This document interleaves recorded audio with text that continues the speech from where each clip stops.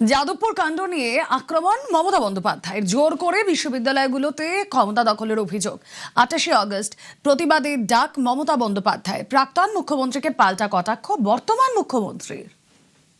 ছাত্র যুবরা কোনোদিন থামে না, থামতে পারে না। আমি যাদবপুর ইউনিভার্সিটির ছেলে মেয়েদের উপর যে অত্যাচার হয়েছে, যাদবপুর ইউনিভার্সিটি প্রেসিডেন্সি ইউনিভার্সিটির উপর যে কলঙ্ক হয়েছে, আশুতোষ কলেজ থেকে শুরু করে বাংলার সর্বত্র জেলা পরিষদ, মিউনিসিপ্যালিটি কর্পোরেশন, তুমি জোর করে ছিনিয়ে নিচ্ছ, জোর করে ধমকাচ্ছ, চমকাচ্ছ, ছিনিয়ে নেবার চেষ্টা করছো, আগুন লাগাচ্ছ, লুট করছো। প্রণামী বক্সটাও তোমাদের অধিকার।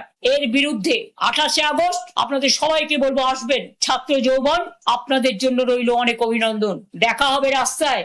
সুভাষচন্দ্র বসুর কোটেশন দিয়ে বলি, রাস্তাই আমাদের রাস্তা দেখাবে। ফেসবুকেই থাকুন আপনি, বিকালবেলা আপনাকে রাস্তায় বেরোতে হবে না। রাস্তায় আপনি যাতে না বেরোতে পারেন তার ব্যবস্থাও আমি করব। আপনি বারুইপুর নিয়ে খেলতে গেছিলেন, গোল খেয়ে বাড়ি এসেছেন।